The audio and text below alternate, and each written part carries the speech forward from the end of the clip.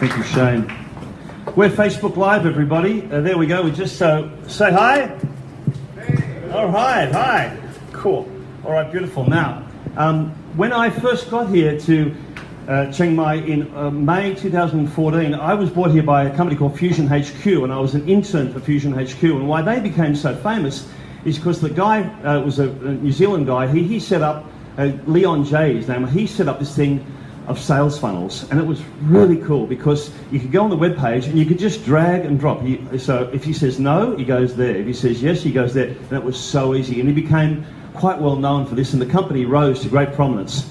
I wasn't involved in the sales part of it, the sales funnels part of it. I was involved with the launch of a product that he'd made called Copy Sniper, which was very successful, and we did a great launch, and then I decided to stay here, as you do. But the sales funnels back in 2014, they were sort of well known. Now everybody is talking about sales funnels. It's due to this guy here, Russell Brunson. He's really made them big time, and these books are excellent, and they're free. Can you believe that? They're free. You've got to pay for shipping. And it was like $10 to Thailand. So get these. The .com Secrets is the first one. He's just released Expert Secrets. It's basically, he's just using sales funnel, and he's become super well known about it. It just makes so much sense that if the customer goes here, goes there. Last week with Amar, he spoke about sales funnels, but for each part of that sales sort of process, which was a very smart way to do it. Now, Bunty is going to analyse, this is really interactive, and this is where I think that the Nomad Coffee Club should always be right here, is analysing your own sales page and seeing what's good and what's bad about it. And I got to congratulate the people for submitting their sales page and going, well, yeah, I'm up for it. You know, it might be tough to hear that it's not so good or very good. I've had a look at all the sales pages that were submitted, and I couldn't pick anything too much wrong with them. I think they're really excellent. So make Bunty feel very, very welcome. He used to do web pages, but now he found that you can make a good website, but actually getting the traffic there, and how do you get the traffic there? So it's, you know, if no one's visiting the website, it's a bit of a waste of time. So he's doing the step before the website, which is the sales funnel. Give him a big round of applause, please. Bunty, there he is. I have a small side story. I was such a nerd in university, and I would go get movies on a Friday night and put up a projector, and it was such a bitch to carry that thing around. It was so heavy and annoying. So let's just give Peter a hand for like getting all this stuff set up, because I didn't have to do it, and it's so annoying. So awesome, Peter, for making it easy for everyone to digest the information. More on my background. I've been a nerd, not just in university, but way back in, I don't know, I've been building websites since like 2004 on like really crappy website builders. Did it more professionally recently, was a graphic designer in San Francisco. Design's just heavy in my roots. As he said, I do Facebook ads now. I still do a bunch of design because most of the ads go to a landing page, and you have to optimize your landing page. But let's just get some terminology right. Can anyone describe what a landing page is? Because there might be some different definitions. Anyone have a really good definition? Where you funnel traffic. Where you funnel traffic. That's a simplified term. Yeah, basically, it can be from an ad, it can be a sales page, it can be an opt-in page. I can go more specific into it, but that's a pretty defined way I put it. So the people today have brought up their homepage, and this is where their sales page, basically. That being said, I'm not going to be the expert to tell you about all this stuff. I'm hoping that people in the crowd are going to be raising their hand to offer up their expertise. That being said, are there any other designers in the house that I can leverage on that are really good at visual design? No? How about copywriters? Yeah. Designer? Any copywriters? I suck at copy, so like I really need your help there. All right, got some copywriters. Cool. Next thing I want to say, so this beautifully designed 15-point landing page audit, I didn't actually do that. This is Digital Marketer's resource. I leverage them for a lot of just digital marketing resources in general, like email marketing, how to set up a Shopify site, different stuff like that. And I basically just downloaded their stuff. I actually paid for their membership, and I'm going to use their framework, which you can do as well for free by going to their website. And this is a whole blog post that essentially I'm going to be summarizing in this talk here. It's Ryan Deese. That's the founder of Digital Marketer, Brian Dice. If you just Google like landing page audit or checklist, it's a whole blog post about it of like all the elements and all this stuff. And so there's no opt-in. You don't have to like get spammed with your emails. I'm going to be kind of just summarizing a few of these points because there's not enough time to go through everything. So after we're all on like the same page of what we're looking for, then we're going to pull up the individual examples. Cool. So let me jump right in.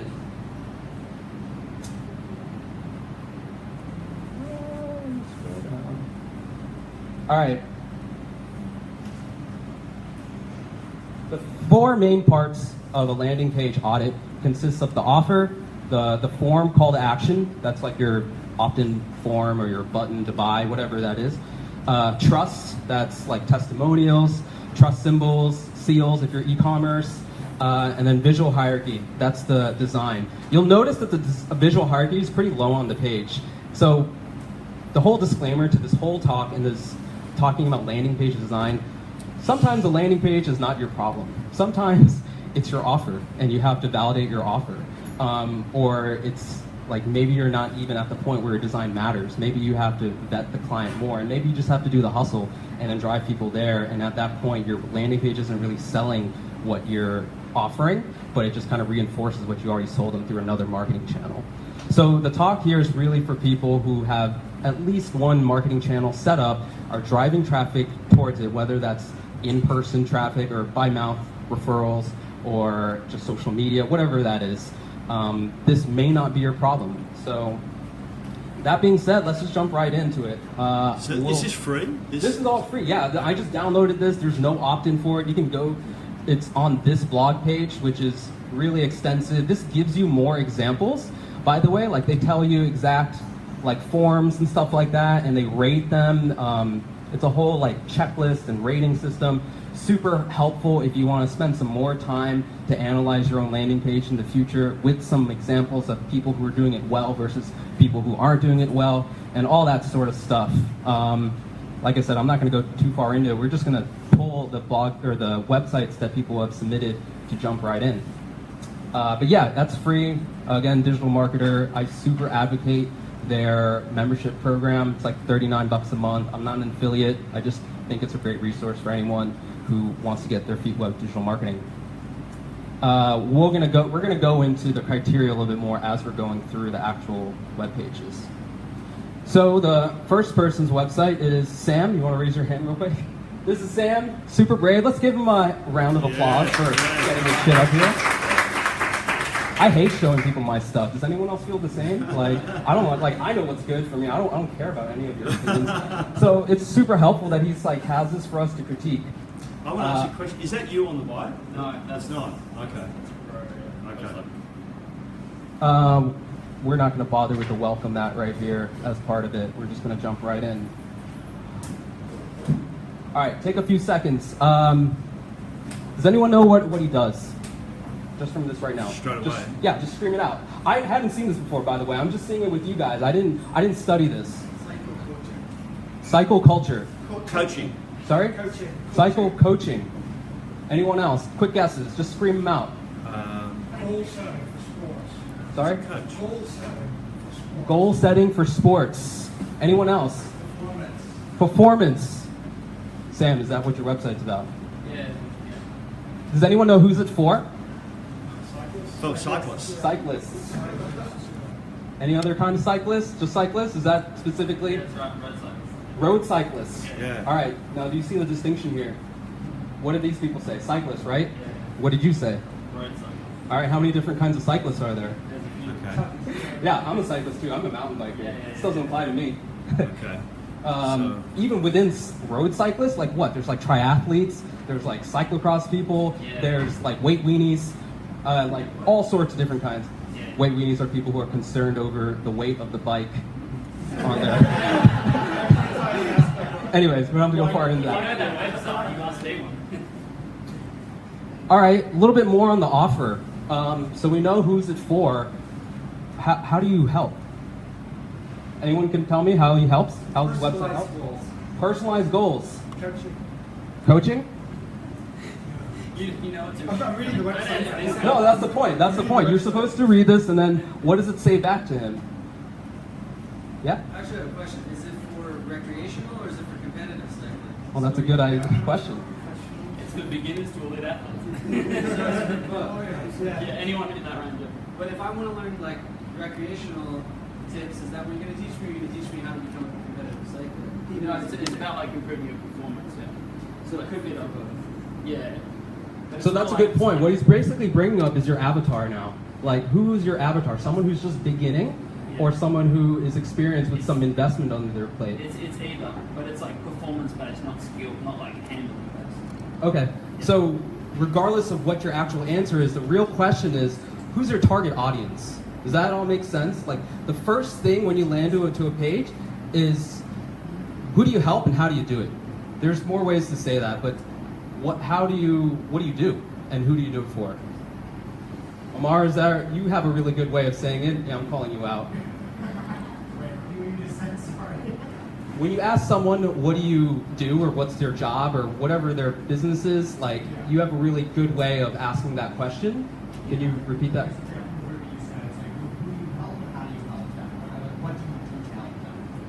Sorry, one more time. So what do you do and who do you do it for, basically? All right, so that's basically the offer. This is one of the most, if not the most important part of your sales page. It has to answer those questions really quickly.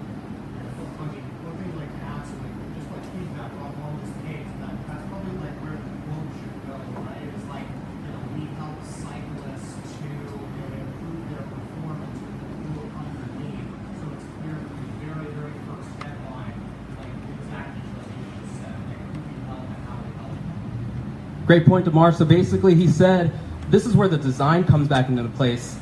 Right now, there's only one color, right? Like, okay, everyone squint for me real quick.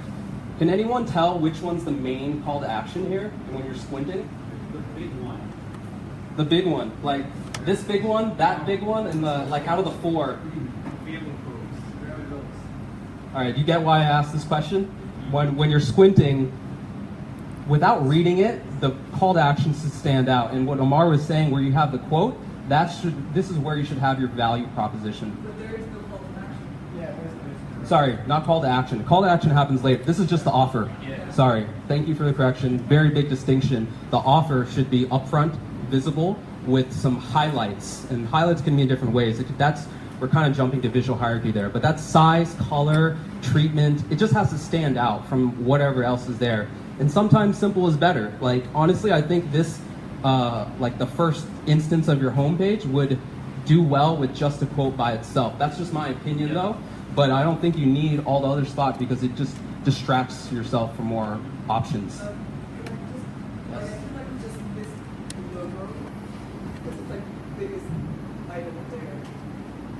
Can you elaborate on that? So Carolina's a brand designer. Yeah, I'm calling you out there. She kind of knows, her expertise in how your logo, yeah, because you were saying like, what is like the number one thing I see? For me, I see the logo. It's the one thing that occupies the most space, and it's the first thing kind of that jumps into my mind. So for people who didn't hear, the logo was one of the biggest first impressions there. Does anyone else find that themselves, that they saw the logo first? Yeah? Amar, what is your comment? I was just going to say, I completely agree with that. But one thing to remember is that the logo and the brand doesn't really matter to the website viewer. It'd be much better to have the yellow roll smaller in like the top left corner, and then have the quote or like what one eye's drawn to those words to tell you exactly how it looks. Okay, just repeat that. So what Amar was touching on is, in essence, the logo doesn't mean shit. I know that, not this particular logo, just a lot of times in general, when your messaging has to stand out more, and his main point was this logo should be like de-emphasized. It's taking too much space. What's a popular way? You know, there's some places where you can break shit up and you can do things the way that most people aren't doing it. But a logo on the left side is a pretty canon style, meaning everyone is used to seeing it that. And if you're just like, oh, I'm gonna do something different, you put your logo on the right, well, you're just gonna screw around with people's perceptions there. So There are some designs where it's in the middle, but the main point is it's just taking too much real estate up, and it's not bringing enough emphasis to the offer. Is that a good summary? Cool. So I think we went over the offer in detail. Let's go, next section. How it works. This I think it makes sense. This is like just more convince elements, feature boxes. This is a pretty popular element to use of associating images with the title and some description. I don't actually have any complaints here. Does anyone else? Does it answer the question of like what he does and explain that process? So what's unique about his brand? Can anyone answer that?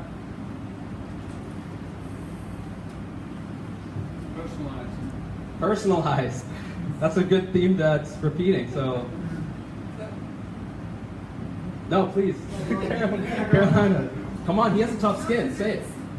It's stupid, but like if it is the one feature that differentiates you from the rest, then why is it the last one, and not the first one on the left? Because that's how the eye is.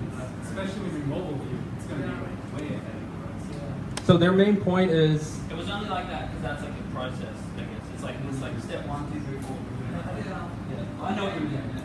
The main point I think they're bringing up is other people's words, not mine, are saying what they're getting at is this is a personalized approach. This is like the big emphasis. Because there's like tons of coaching programs out there. Yeah, and the appeal isn't personalized. So now they're asking why is it the last one, and maybe there's even too many feature boxes. I don't know, I'm kind of like stretching By there. default could be one, quite easily. You say personalized program, then 1, 2, 3 steps. Yeah, 1, 2, 3. exactly. So their point is less is more is basically it. If you have one big selling point and it's the personalized program, and that's the convince element that people care about, that's the point that should be emphasized, and don't distract the user with all this extra stuff. I like this design. Is it consistent with the rest of the styles so far? Remember, we kind of got, we saw this logo, we have these colors, and then we're thrown with all this. Literally the first thing I said was the website says icons suck. All right, yeah. Anyone else have? He said icons suck for anyone else who wants to. The fonts. Yeah, they're very different sizes. Fonts are different sizes. I think I've seen at least 4 different font sizes. 4 different font sizes. Okay, so what the underlying element is consistency. You need to have some sort of visual hierarchy to your shit. That means like your headings need to be all the same size, your subheadings need to be all the same size, but not as high on the importance as like your headings. And then your paragraph text needs to be like a consistent size. Good point. Yeah. Does anyone have any improvements on? Sorry. Yeah. Yeah, I was gonna say the icon with what's going on. So personalized program, like I'm not a computer, so like I don't identify with the icon that's associated with that. I would think more of a person icon. That's just me. Say, oh, it's about me as a person. You're gonna customize it to me, so I want to see a person icon. So are your images relevant to the message is basically what he's elaborating on. People don't like to read texts these days. It's just too much work for them. People associate the meaning when you have an image. There's some statistic out there that I can't remember off the top of my head right now. But the point is, if you have an image or a note or a message you're trying to convey, an image to associate with that works better to stick with their brand. And his point was that, especially if the personalized program is your main selling point, you are not a computer. We are not a computer. That's not us. We can't see ourselves in that template. So using a relevant image to your selling point helps advocate that brand recall. I think the word is recall. Yeah, just being able to bring it up in the different channels as he markets. I think we talked a lot about that. So this kind of goes into the offer and his pricing chart. Is there a recommended option? Can anyone, like, is there, what would you pick? The gold one looks recommended, but maybe it should be in the middle. The gold one looks recommended, but maybe it should be in the middle. Anyone else agree? Does anyone else feel like The color is really bright. Yeah, the color really sticks out. The silver fades away. So you really can't tell. silver fades away, the color's really bright.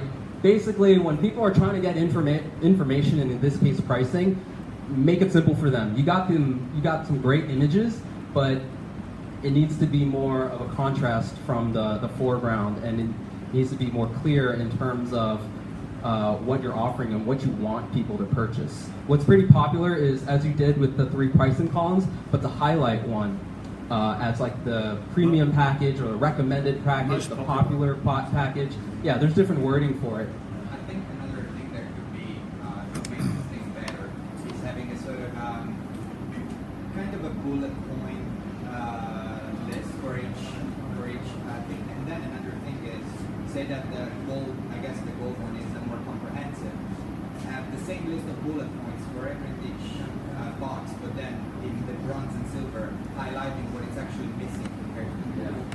So his point was basically, I'm summarizing here, is to have a comparison chart that's consistent across the 3, where you can easily see what's included and what's not included with every pricing package. There's different ways to do this, but like green checks, red X's, highlight, highlight, highlight, no highlight, no highlight. There's different ways to easily tell. And when you have especially this type of pricing chart and tiered pricing, people absorb and take in information easier when they can see the stacked benefits included within each package. Carolina. I would just also add that the price should be way more evident, easier to read. Price should be more evident. So you're interested, you know what he's doing, you know how he does it, you want to know how much. And Carolina says it's not enough. Yeah, basically it needs to be bigger to simplify it, or it needs to stand out more. So, sorry, I'm skipping ahead real quick. So, right now, say that, okay, you're interested, you're sold, you want to buy a pricing package. This is the call to action right here. Is it convincing? Do you want to press the button? No? Like, what does get silver mean to you? Like, are you gonna go Chrome and like buy a bunch of bling? Or are you gonna get faster? Like, what's the desired result? Right. What's gonna happen when you're pressing your button? So the bronze, silver, and gold is to do with the awards for cycling, right? You know, the podium. Yeah, it's got that feel. Yeah. So then you're appealing to elite athletes who want to win. Were you thinking that? Partly, yeah. Yeah. Some of them will be. So you're hoping to use the button text to push in the notion that this is like for the a placement, like a racing placement. Yeah. Which you get points for ingenuity there, definitely. What's my main point is that button text really drives conversions in terms of personalizing it, like start my trial now, or if you have like, touching on Amar's talk last week, if you have a lead magnet and you're trying to get people to download, rather than like download now, it's like, oh, get better at this, like get your desired result in this, and put that right in the button. Yeah. You have something to say, Amar? I was going to say, after this exactly that, like, the button text should be get started, and it was able to plan to like bronze, silver, gold, and get gold, like what you said, get gold does mean something to most of us. It's probably a good thing, but I don't think it's a call to action or actually important. Great point. So Amar said, instead of the call to actions be get bronze, silver, whatever, that's like the title, because it'll still associate with your target demographic, but your call to action should be like get started or something along that lines. But wouldn't it be like get fast, get fastest, or get faster, and then get fastest? That's taking a step. Yeah, definitely. I mean, the point is you want to customize the call to action to your desired result. Those are all great examples of call to actions. Yeah. We better move on to the next one, right? Yeah, the rest of it's free. Yeah. Yeah, I think. Yeah, I mean, those are the main points here. So, last other note, usually I would just say have another call to action or another, like a similar section at the bottom. So when someone's at the bottom here, they have the same area to contact Scroll there. back up again. Exactly. They don't have to scroll back up again. You want to make it easy for people to do their desired action. Don't make it hard for them to hunt around. Cool. Let's give... Yes, Caroline. Like one question. Sorry. What was the primary goal behind this? Yeah, well, I guess with sign-ups or like I'm just making it so that like there's a pop-up that comes up to like put in an email address so they can download like a mini training program. So either or emails or But not to sell. yeah, like sell. Sign up equals sell. Yeah, sign-ups with money. Okay. Is there a trial? Because it's not. It's just like designing you have one primary goal, like you secondary goal. That one thing you want your landing page to do has to be everywhere. Okay, yeah. Is this So- live? Yeah. How does it work? That's all right. Let me pause real quick. So Carolina brought up a great point. So basically, every page you have of your website should have one primary goal. Like, you don't want a bunch of different options to like give them your email, buy, and do all this different stuff. And I think we didn't talk about this, but is your offer in line with where your customers are at in their buyer journey? When you're driving people to this page, are they suitable to buy? Like, are they in the buying mindset to all of a sudden to give you $59 a month? Maybe a trial is a more appropriate offer because you need to warm them up more. Let's put a pin on that and use it in the next example. I think we've hammered away Sam's like good bit right now. I think another point is here, you can't use anything with US dollars. Sorry, one more time. US You can't dollars. use anything with US dollars. You never use anything but US dollars? It's got Australian there. So in my case, I just come back from New Zealand to get credit card merchant, and only do it in New Zealand dollars. Automatically, my price up 4%. Good point. No one wants to buy Australian dollars, New Zealand dollars, Chinese. They want to buy American money. Great point. So the idea is that a standard is basically US dollars, and that you want to make it easy for people to pay. That's just like a currency that will translate across different cultures. You can have a currency converter. Right. I'm not an e-commerce pro, but I think that's an easy option. to do. Currency converter, Chris. Do you have anything that's risk free, like in case I don't want to buy right away? Is there anything I can do to like test something out with your services? I'm just setting up so they can download like a little mini like training training program at the moment. Okay. But other than that, no. So there's Let's like move on. sort of risk reduction. Because if there was like any sort of thing where it's like, okay, like I'd like to try out something and see like a good fit, like I think that should be above the price. Yeah, I mean in the future. Sorry, I don't mean to cut you folks off. That's a great point. The point is like it's sort of going back to the offer match. Does the person here, are they going to give you money? Is that appropriate for where they are? Just to summarize that, you may have to just think about that more, and I encourage you, it sounds like some people have some options to spitball you, but let's move on to the next thing and apply the same logic of like, does the offer match onto the next example? Let's give Sam a hand for offering this shit up.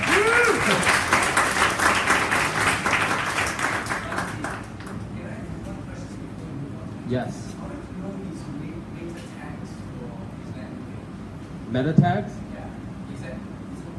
We can speak. I think we can talk about that after that. Let's speak up. Yeah. All right, this is Monique's homepage. Where is she? Right here. Yeah, let's give her another hand for her first hand to offer her stuff up. Let's jump right in. What does she do, and who does she help? Artist. Graffiti artist. Fashion. Coffee shop? Did I hear that? Anyone else? Monique, do you understand? Totally, and I knew that as soon as you start. Yeah. Okay. I wish I was a I'm not. Cool. Let's see if we can craft her an offer by going through her site a little bit more. It's not totally conventional, but I didn't look at this before either, so I'm figuring this out right now. So she has a call to action here. What does she? What does she want us to do? Sign up. Sign up. I don't know. Well, sorry. What was that? Can't read. I heard can't read. Too small. So what's the problem here? You can't even see it. You don't even know. like, I guess the people can at least see that's an opt-in. Empowerment coach there. Empowerment coach. Let me. In the white. In the white. In the next white, section. above the picture, above the wrong section, scroll down. After the call to action. Yeah, there it is. All right. So we're kind of going in different order here, but the call to action showed up before anyone knew why you're asking someone before they're like primed for selling. So this is, I think most people would agree, there's some nuggets in here that should be part of the offer. Can anyone help her out by mining from her nugget here of what does she do and who does she help?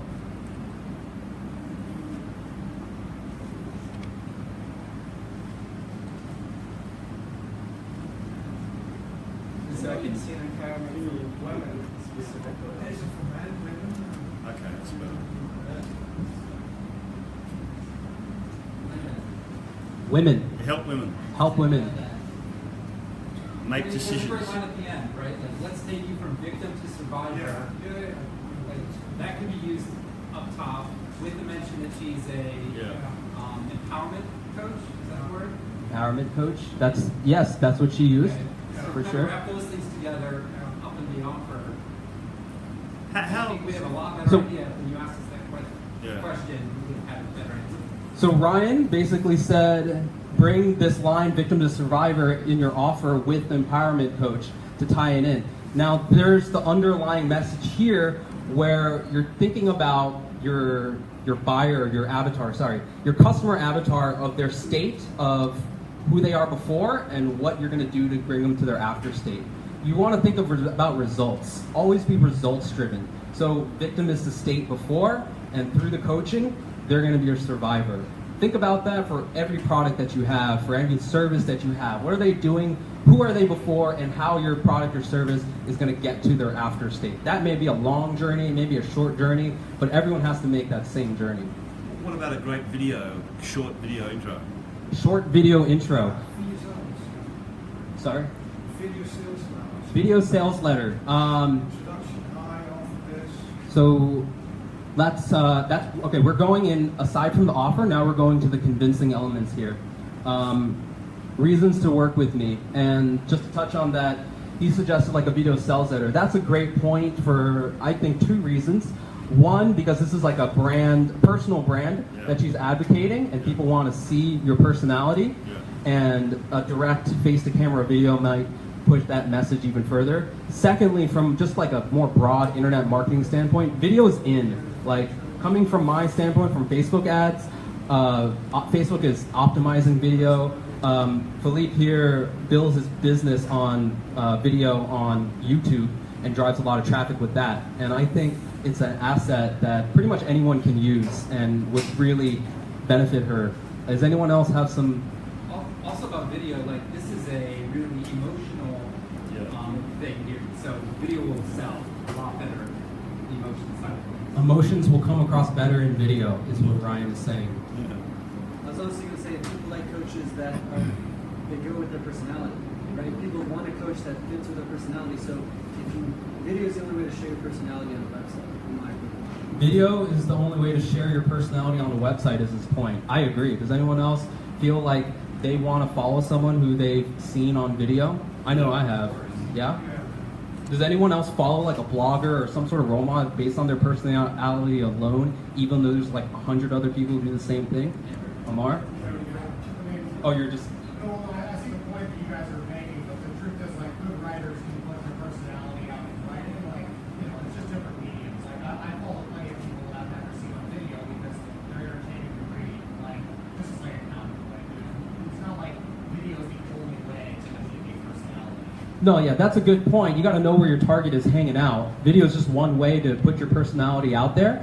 But I think the biggest emphasis is you need to find a medium that lets your personality shine, because that's going to be the people who are going to be wanting your service. So we kind of got the offer. We crafted some convince elements for her. I don't have many other thoughts right here. Does anyone else have any strong feelings about the icons or colors? before we go on to call to action? I would use black. Sorry, one more time. You would use. Black.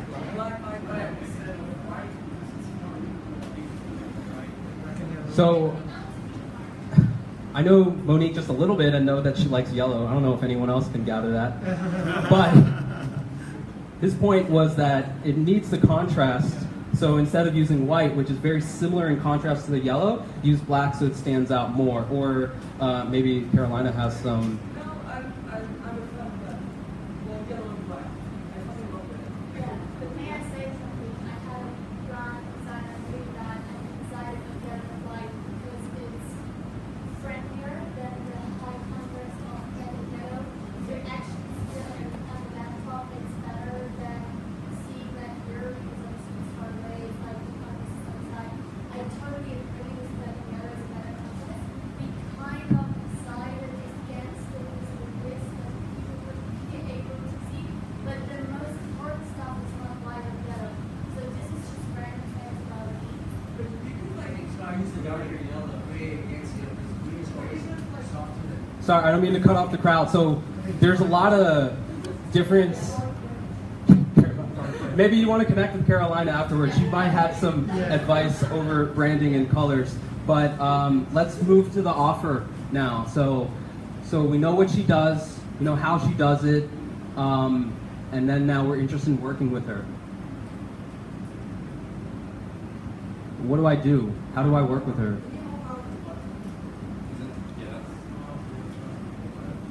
Is that very convincing? Do I want to find out more? I don't know. I'm asking you folks. Does anyone feel like they really want to work with her based on these buttons? I'd Or rather have the button to stand out a bit more.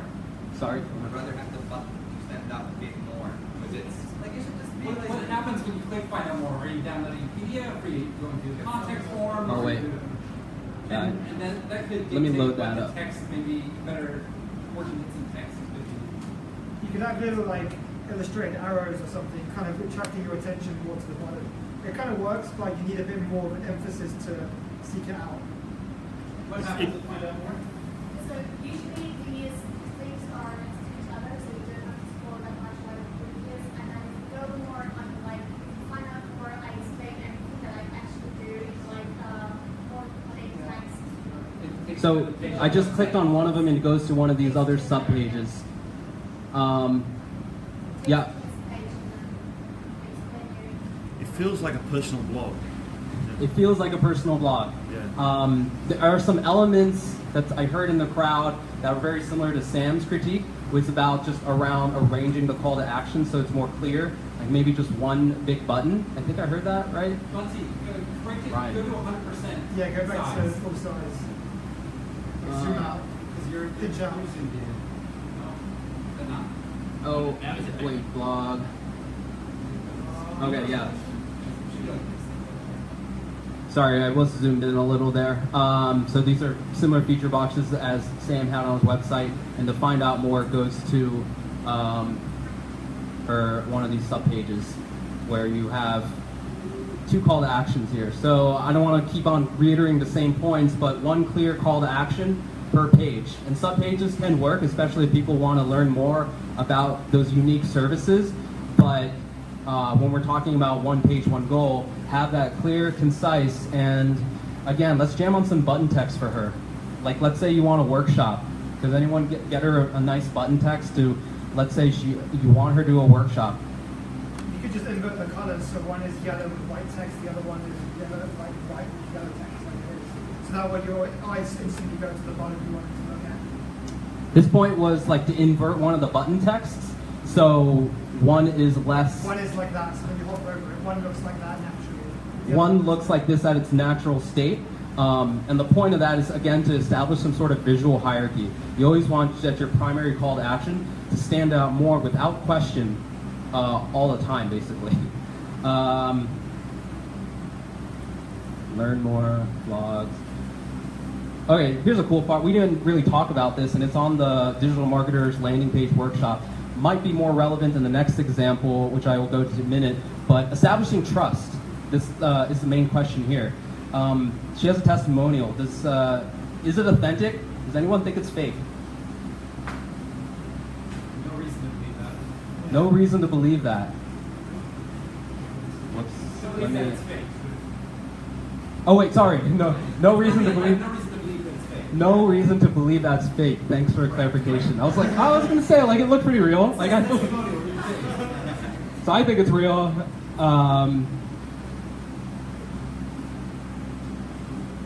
Let's go through. Yeah, this is still on the homepage. This is just scrolling. This is the. Sorry, I'm like zooming in and out to get the design. This is the feature boxes, blog content, testimonials. That's a real photograph.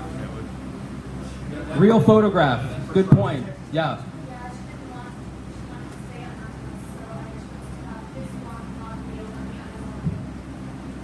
So one person did not want to use their photograph, so this was used as a substitute. Anyone have any thoughts on that? How do they feel about? You already have 3.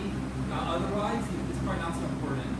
If it's your only one, like, yeah, use it. But Plus it set us first, which means so the first row is yeah, or at least put it. yeah.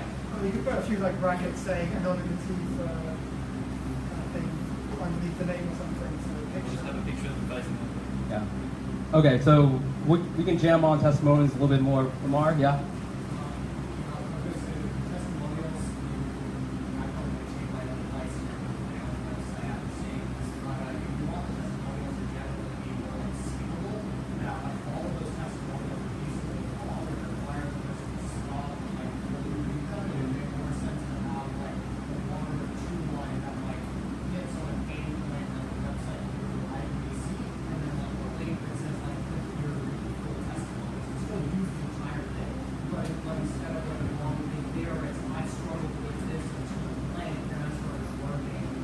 So Amar's point is basically that your testimonials need a hook.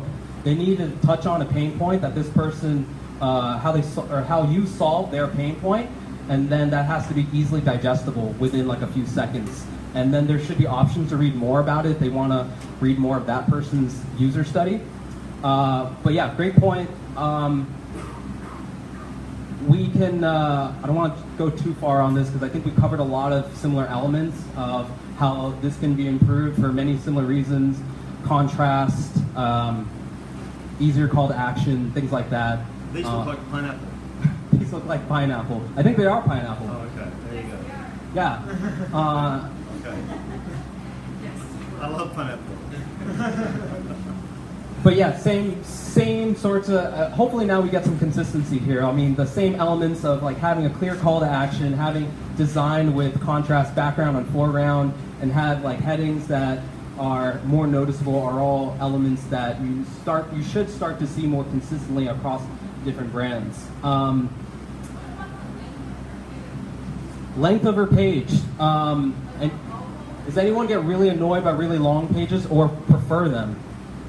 Anyone? I'd rather be at the prefer. yeah, prefer as well. Prefer. Between pages.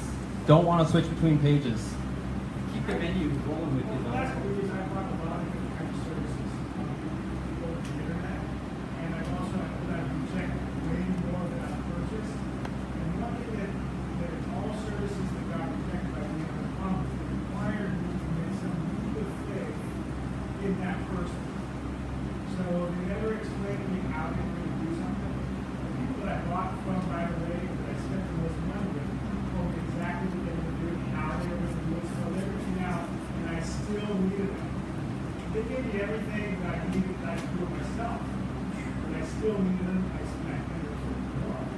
There's anybody that requires me to make a good faith, just as a testimonial or something like that, they don't tell me how that person was out. Excuse me, we're a little low on time. I'm going to summarize your main point, which I think the emphasis is explain your process, because that's the convince element that really allows people to understand why you can deliver the results that you're promising them for. Would you say that's like an accurate, basically selling method of go further into the process? And Sam, I think that would be highly relevant to you as well. Next one. And let's give Monique a hand for putting her stuff out here.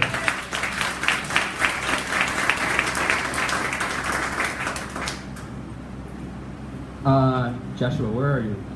So he has an e-commerce site. This is a little new. Let's give him a hand for putting his stuff out here as well. This is, man, like I said, I hate doing this, so I love it when people offer up their stuff. Same questions. Come on, I don't have to ask him again. What does he do? What's going on? Oh wait, let me. I think that's it, yeah.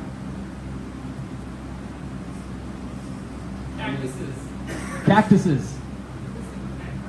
Cacti. Design. Cactus pits.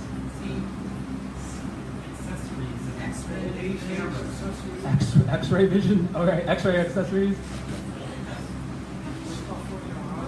Stuff in your house. Fun club for succulent fans. A fun club for succulent fans. All right. So similar elements of how Monique's were set up. Have your offer right apparent as soon as you land on the page, and it's honestly in responsive design. There's more specifications on how your stuff is shown, but no one should have to scroll down, regardless of their screen size, if they're on a phone or on a desktop, to see your offer. And you can bet that when you're on mobile, no one's going to see any of this stuff over here.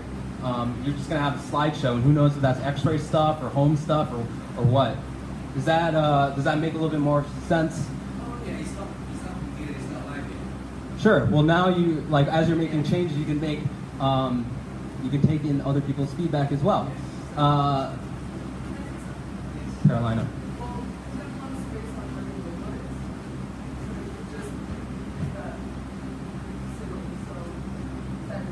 Actually, what I plan to do is I just basically looked at this picture right before the game because it was black. I wanted to put the text on there that says that, you know, succulents with teeth and stuff like that. Sure. So putting your offer in the front just reinforces kind of the similar elements that we've been talking about. But yeah, let's just keep focused on what we have here. I'm sure we can all relate to iterating pretty much constantly. So he has an e-commerce site. I'm not an e-commerce pro, so if anyone else has have optimized the site for themselves, I would really be happy if you're able to speak out and give them some advice. Categories or just home report? I mean, maybe we should define that I earlier. think what's is the second one? Sorry, what was your question again? Categories? Yeah, what categories? Is there one big shop button that we should be having? So what categories? How do we filter out? So in e-commerce with user experience, you want an easy way to filter your options, especially if you have a big shop that might appeal to different types of avatars within your niche. And this is a common, on the left sidebar, a common place where you would have those options. And right now, it's filled with some blurbs. Did anyone read these by chance? Like when you're looking at this, did anyone take the time to read specialty shop or fun do-it-yourself project? Yeah. You read the headings? Okay, some people read the headings. I would say the prices need to be a different color because it's too close to the background color. It kind of almost blends in. Like a secondary color is like a darker green, but it's not a great secondary color. So the price needs to stand out more. Now again, can anyone hear what kind of element are we testing? This is visual hierarchy, right? Like how do we choose the colors to stand out to the primary actions that we want? The primary action is more. This is, It looks completely Carolina.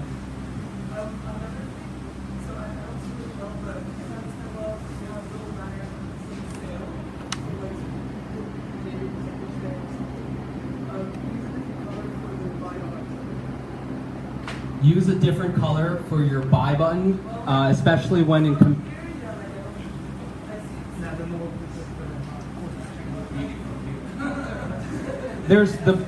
so Carolina mentioned that these colors are too similar, the more details button and then the sale button. Again, it's visual hierarchy. Like your primary goals shouldn't be the same. It shouldn't even be a contest of what is the most visually appealing or the most or brings your eyes there. It should always be your primary action. And in this case, Programmers, the new shopping piece. so we'll go through his product catalog. Okay. So You might have to take sizes and stuff. the question was, should it be more details? Now we're going back to button text. What's a better word? Can anyone else help him out? I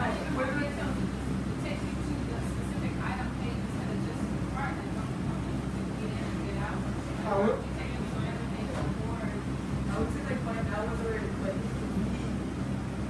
in detail, then you're taking to a product page, but if you don't, then it's just automatically added to the. Yeah, to add to that, I would say the title needs to be bold, and that would be more details. If you click on the title, you get more details. If you click on the red button, you add it to your cart bar. That's the way it should be. So now the underlying message from what I'm hearing from different parts of the crowd to summarize, your primary call to action, you're setting up an expectation, and that should follow through. Regardless if that's add to cart or that's a product page, it needs to be consistent from the action that you're setting up to whatever is happening next. And I just clicked through to a couple examples, and it just brings to a product page. Since there's limited content on the home page, maybe we can help them out on a product page to elaborate, since this is like the next step of the funnel when people are directed to his website. Well, like, and just to add to that, it's an e-commerce website, so the one thing you want to do is sell.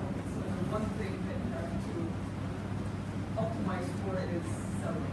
So add to cart as easy as you can, checking out process as seamless as you can. Just the action of buying should be the most easiest thing. Yeah.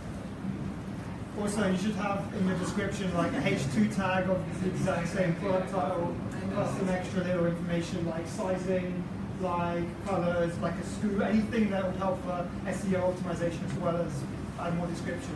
Basically flush it out with more info so the customer has more faith in what they're buying. Since this is new, you said it's obviously not ready yet. Do you have one of the product pages that's filled out more than, is there one product that's filled out more than the others? Information. Yeah. Which one is it? Let's look at the best looking product page. I don't know. They're all. I got it from Tabello, and I just kind of download from there, and I clean it up. Try a few of them, Bunty. See if one has better content in it. So just to recap what people were saying, that when you're in these product pages, like color, size, these headings should be easily distinguishable. Like your eyes should flow within those titles as you expect to have those questions. I would also add whatever you take, Visa, PayPal, MasterCard. Trust Bitcoin, symbols. whatever. So yeah. there were testimonials in the other two examples for e-commerce. People want to see like Visa, MasterCard, secure lock, padlock thing, PayPal, policy. Yeah. return policy, Shipping. All these things are amazing trust symbols, and that goes for anyone that's using a payment processor on their website, not just e-commerce, but if you're taking payment as a coach, you want to have those trust symbols on your buy now page or your cart page or whatever that is. I haven't found a more built out product to critique more. Oh, that's fun. That's got some things in it. Sizing. Yeah. And a lot of the sizes are in the images. The images has been actual arrows to the dimension of the buttons. You should do both. Yeah, they're often AliExpress. That's cool. Yeah, pick up as much info as possible and add it to the product description. Because also the images are great, but they're not indexable by search engine, whereas those are. So, and you can highlight, copy, paste. I don't want to sit there and write down the list. This one is 27, so I can just copy and paste and add it to a notepad if I need to or whatever.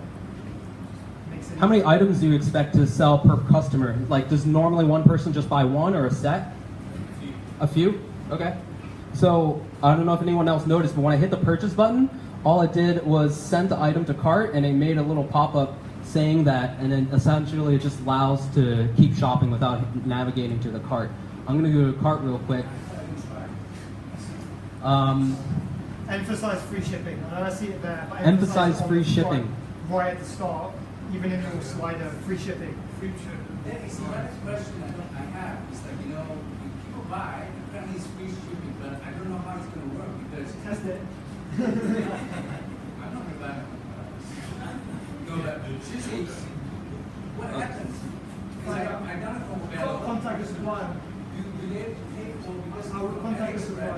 it says Well, let's stay away from the how so far. You can get into specifics later, but the point is the fact that free shipping is a benefit, and a lot of people want to buy when there's free shipping there.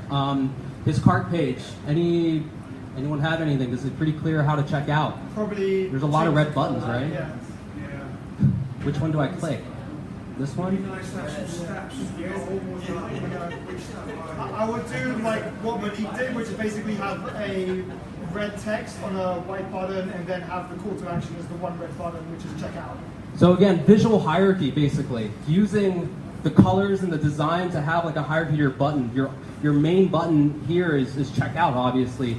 And that needs to stand out more than any other button, than your cart button, your update, or your subscribe, which arguably shouldn't even be on the newsletter because you don't want anyone to like navigate off your cart page. So simplify your steps, especially in the deeper funnel you're going. There isn't too much here, so let's just, I think there's still more to be built out here, so let's give Joshua a hand for putting his e-commerce site up here. So just to real quick wrap up a few things. Your offer should be right up front within a few seconds. It should tell you how you, or what do you do and who do you do it for? Who do you help? And that should be apparent within 5 seconds.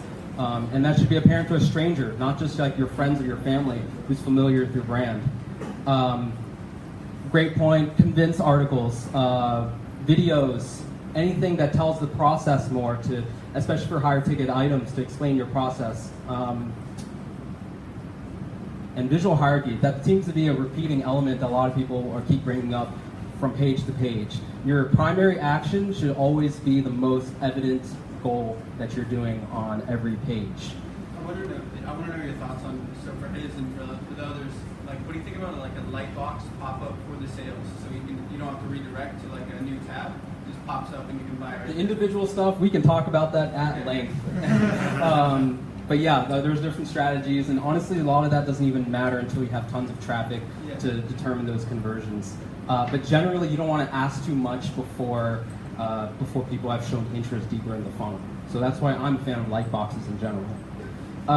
So those are the summaries. Hopefully, some of you have a framework for asking yourselves the same questions as you're going through your own landing page. Again, Digital Marketer has the resources that I'm essentially summarizing on their blog page and as a free download that you can use to critique each other's stuff with a whole nifty rating system, much more in depth that we've gone through here. Cool. Okay, brilliant. Thank you.